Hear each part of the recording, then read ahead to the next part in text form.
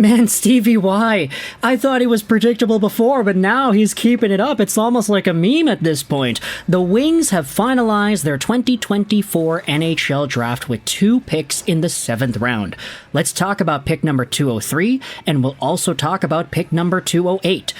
Admittedly, it's tough to find information on 208, but when you go over to 203, the Red Wings selected out of the US NTDP, Austin Baker. This is the 3rd guy the Red Wings have taken out of this year's National Development Program. Let's just recap it right here. The Red Wings took Max Plante, they took Austin Baker, and they took John Whipple. So 3 Wings out of this team. You can tell Stevie Y does a scouting of this league, doesn't he? But when it comes to Austin Baker, he's an 18-year-old, 6 feet, 192 left-handed left-wing guy, drafted 203rd, but ranked by Craig Button in the 95th overall spot. Future considerations had him at number 71. McKeen's had him at 237, which is a lot lower, but still, this is a guy who had his fans. Why? Here's why. For the most part, Austin Baker plays a straight-line game. He uses his speed to push back the defense, wins races, and occasionally flies down the wings and beats goalies with wristers.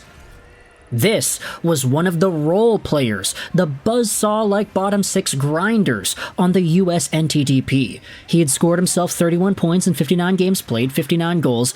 Wasn't really the most productive guy, but he wasn't really the most played guy. He was a depth piece on the team with pretty good skating, a great motor, and good physicality. He doesn't have the best skills, he doesn't have the best shot, but what he does well, he does very darn well. He works really hard, and he makes his teammates' lives a lot easier. These are the kinds of guys that you win games with. Sometimes you need these role players to step up big time and find themselves opportunities created out of nothing, and Austin Baker has done a really good job at capitalizing on those and forcing things to go his way. Next season, he's playing for Michigan State University, so assuming Trey Augustine sticks around, I think he'll be teammates with the guy. I'm not too sure. Yeah, so Trey Augustine is there, so if there's a Michigan connection you wanted to force, yeah, it is right there for the taking. So for Austin Baker, this is a really good pickup for the Red Wings in the 7th round. I like this pick a lot. You can never have too many role players, and for the Red Wings to draft a lot of guys who have that two-way stability in the first rounds, it makes sense that they're still sticking with this kind of a theme heading into the round of the last one. Now, let's talk about the last pick that the Red Wings had as well. They had the 208th overall pick. They selected Fisher Scott out of the USHL's Dubuque Fighting Saints. Now, unfortunately, it's tough to find anything about this guy. He wasn't ranked to go anywhere. There isn't even an Elite Prospects Ringside write-up about him. He's just a guy that exists, 19 years old, overage player, 6'1", 179, left-handed guy.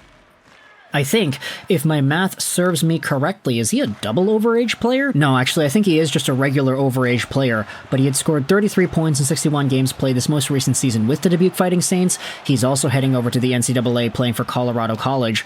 Honestly, it's tough to find anything about Fisher Scott, and unfortunately, I didn't really watch too many Dubuque Fighting Saints games, but this is an interesting profile of a guy that is a little bit older, so he might have a few more years of experience under his belt in comparison to other Red Wings prospects. But either way, let me know your thoughts in the comment section below about the 2 Wings 7th round picks, Austin Baker with the 203rd overall pick, and Fisher Scott with the 208th overall pick. I hope you enjoyed this video, 99, and bye.